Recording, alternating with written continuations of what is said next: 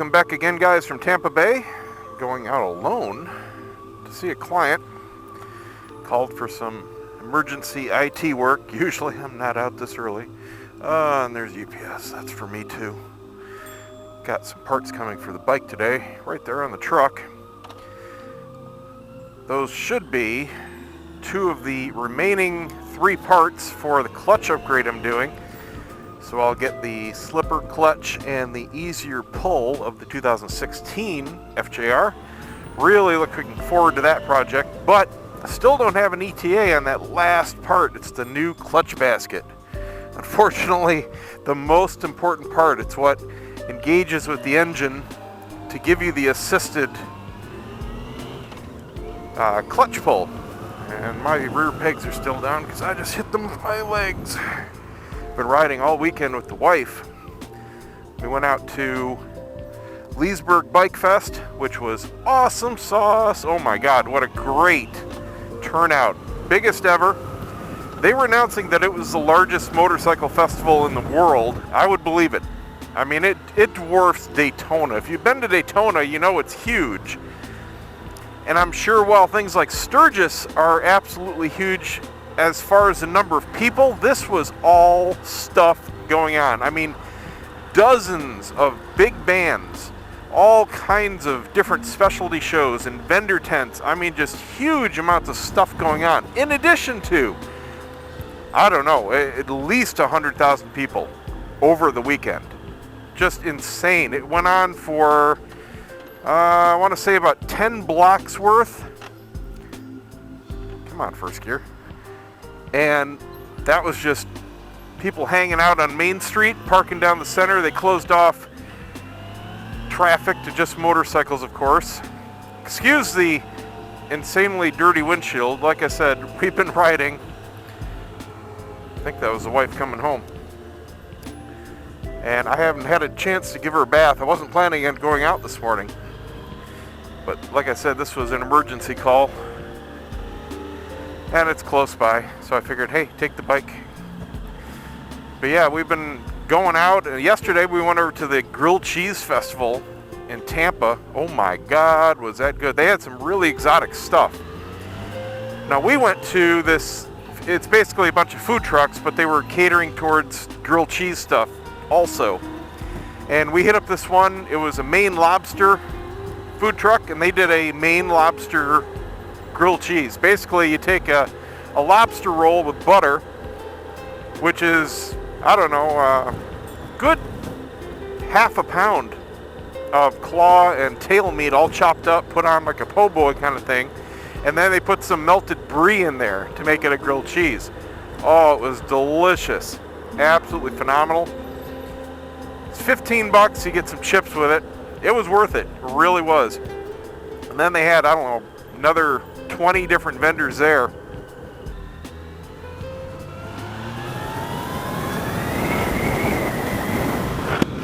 So I got an email from the Turnsigle Cancel company. They're making that new electronic module, and they just pushed back the release date again. Basically, at this point, we're in a Kickstarter mode. Those of us that have pre-ordered it, well, we're just paying for it to be developed. They don't even have a physical product yet. So at this point, I'm just forgetting about it, and I'm going to be surprised when it shows up in the mail. A few people on the forums have been really pissed off about that, but it's $100. I don't understand how some people can be quote-unquote into motorcycles, especially owning an FJR, which is not an inexpensive motorcycle, and they get all twisted and bent out of shape over a few bucks. It would be one thing if we're talking about $1,000.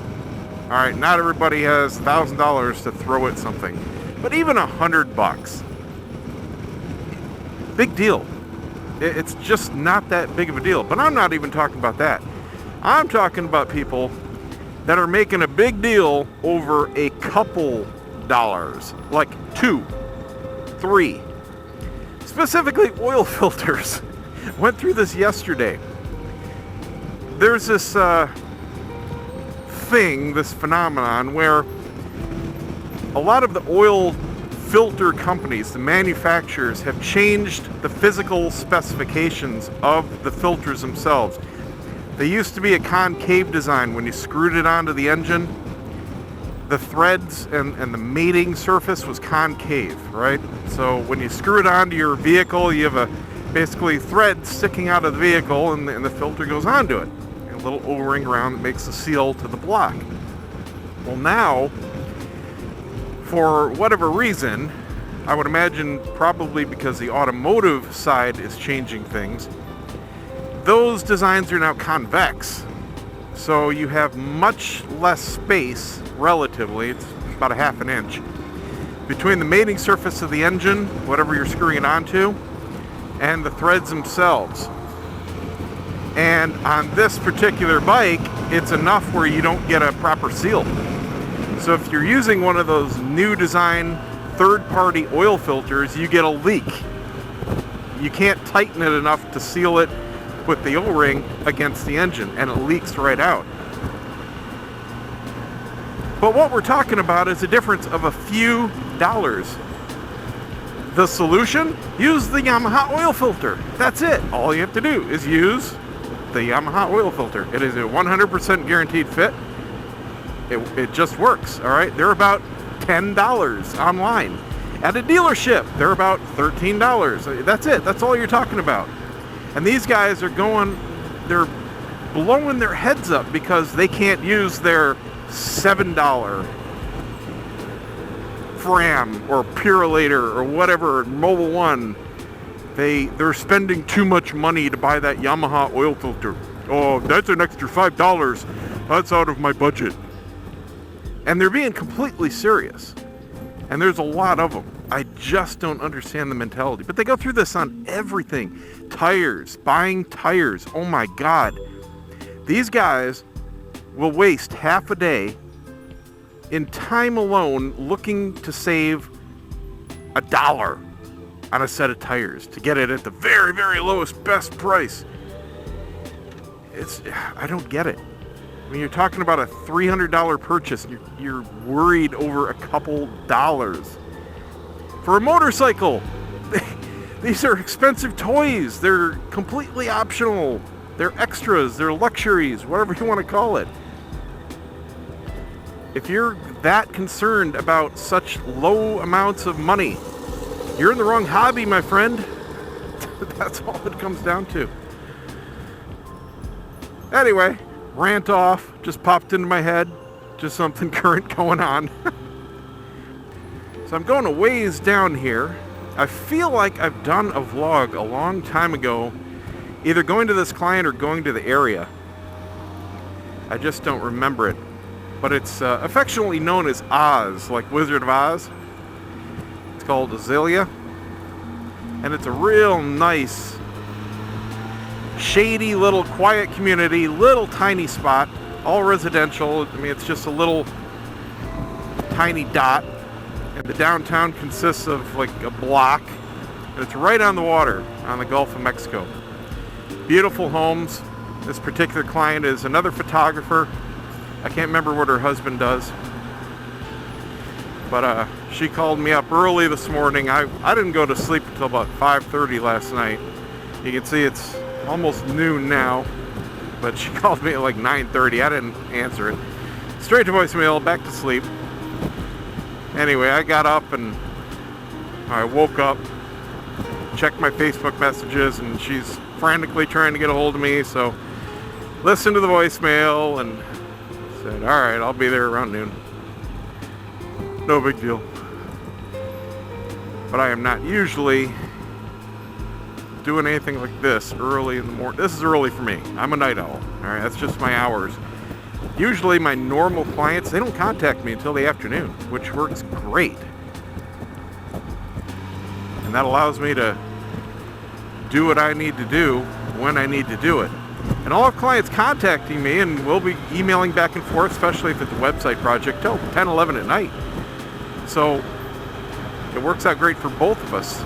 And they do that because usually it's a commercial client and they're trying to get their stuff done after their business hours. You know, it's hard for a corporate client to be designing or help design or going through decisions and everything about a new website and still take care of business during the day. So come 5, 6, 7 o'clock, there goes my voice, I need more coffee. Well, it's time to get with me and get working, and that works out great. Because I'm usually up that late doing my stuff for YouTube or whatever it is. Man, I'll tell you what, I just saw some tire shards there that everyone was avoiding, and that reminded me. Had a couple really close calls. Like so close I had slight contact with road debris lately.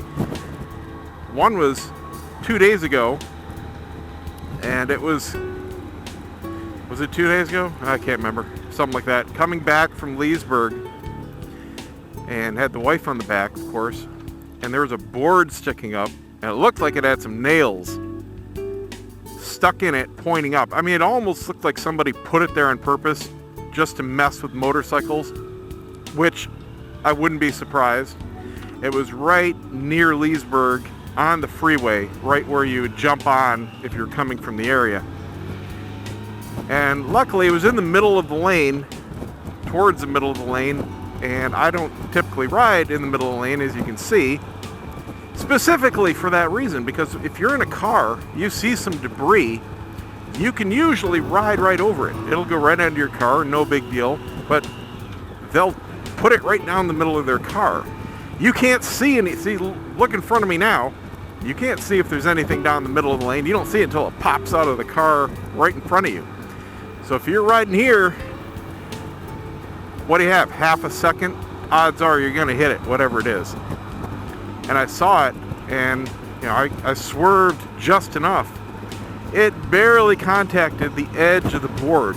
It was a pretty big board. Obviously no tire damage or anything like that. It was just, I felt it, didn't slap it up or anything like that. But man, it could have been nasty. But one that really was close. I was on I-4, I think it was last year when I was going to the last AIMExpo. I was alone, so it was probably one of the days I was working it as press, because I didn't have the wife. And I was towards the right-hand side, and sure enough, car in front of me swerves real hard, and there was a full-on honking tire. I didn't see if it had a wheel attached, but it was a full-on honking tire sitting, again, right near the center of the lane. Obviously, the car wasn't going to go over that. He swerved way over to the left to the other lane to go around it, and I swerved further to the right. But I didn't have much warning because the car in front of me didn't have much warning, or just wasn't paying attention. And like this, with a tall vehicle, it doesn't even matter if you give yourself a couple seconds, which I did. That's all you got, because you can't see it in front of him. So I saw it, I swerved just enough, and the tip of my toe, I ride on the foot peg right there, I swerved the bike to the right, and the very tip of my toe, because it was a tall or a fat tire, just brushed the edge of that tire sitting in the road. It was just enough where I missed the pegs and didn't do any kind of damage. Didn't upset the bike or anything like that. But wow, I mean, hitting that head on, you're crashing. That's all there is to it. There is nothing you can do about that. So that was definitely my closest call ever with road debris. There's been roadkill that I've had to run over. It can get a little slippery, but it's not usually that big of a deal. But yeah, that was scary. I think I'm on the right road. I haven't been here in a while. And she asked me, do you still have my address? I said, yeah, sure. No. I actually have no idea what her address is or what road it's on. I just remember how to get to places, I think I can just take this up to alternate 19. I remember which road to turn off of alternate 19. I took 19 there because it's a lot faster, especially during the middle of the day like this. So much traffic. I love this area in off-peak hours. It's totally different. But I'll tell you what, if it's anywhere near rush hour, avoid 19. It has been more packed every year since I've been down here. I've been down here for 18 years now. Wow. Just saying that seems weird. Seems like I just got here a few years ago. But so much has changed. And everybody said that to me when I moved down here. Oh yeah, I've been down here 10 years and it's totally different than it was. Well, I can tell you that is definitely the case. I believe them that just before I got here, everything kept changing. Well, it's a completely different area from when I moved down. Just totally different. Let's see, through this light, left at the next, and that should take me where I want to go. Come on, dude, it's green.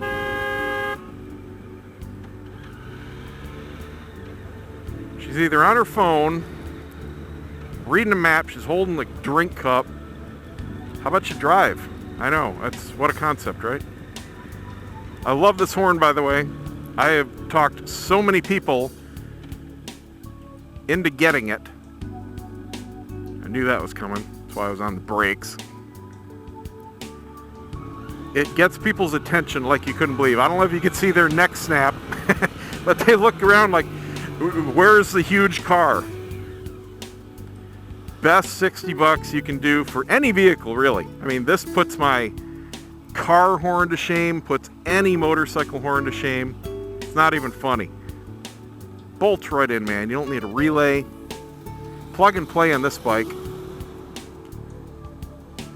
Now this is a dual horn. If your bike didn't come with dual horns, it's still super easy to wire it up and with a couple dollars worth of connectors. Just huge difference.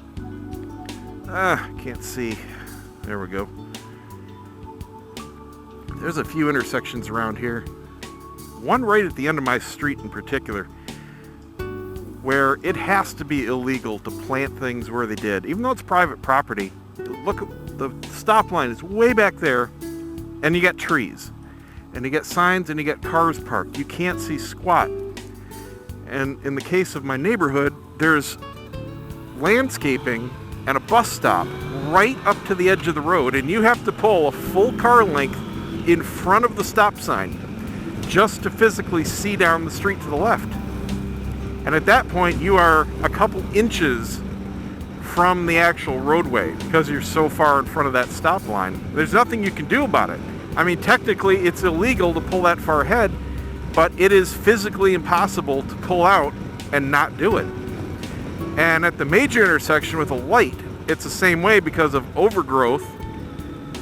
They have basically a fence that it was a chain link fence that had vines and everything, completely overgrow it, and now it's a big solid wall of vegetation. And you cannot see, at off hours, the light changes to a flashing red, and you cannot see without pulling all the way up to the intersection, this time about 2 car lengths ahead, to pull out. So again, technically illegal, but physically necessary. I've never seen anybody pulled over for it or heard of anybody in our neighborhood getting a ticket for it.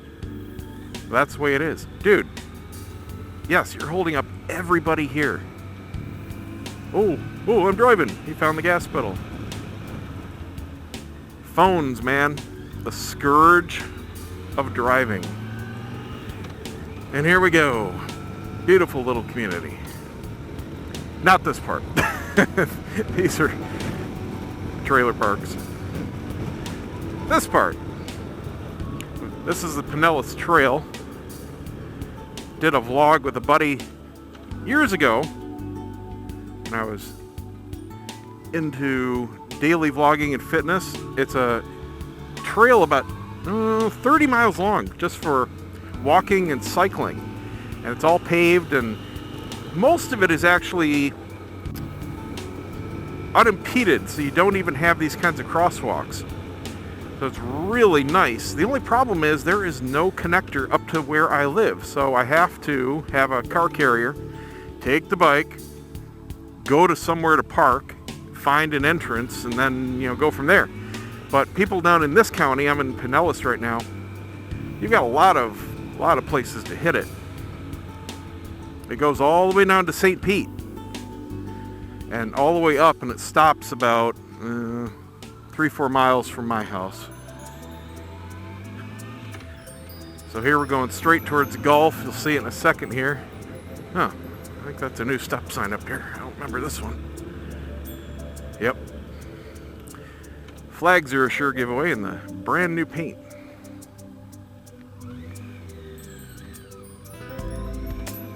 Helps to be in the right gear and to turn your signals off. I swear I only do that when I'm talking. I really don't multitask very well. I don't think anybody does. So I do tend to leave them on sometimes when I'm vlogging. I don't do it when I'm not, I kid you not. So here's our beautiful Gulf of Mexico. Nice day, partially sunny, not too hot, 87 degrees and a little bit of a breeze. Love it. So they're right up here. And that's it for today. Thanks for watching, guys. Don't forget to subscribe, give me a thumbs up, and we'll see you next time.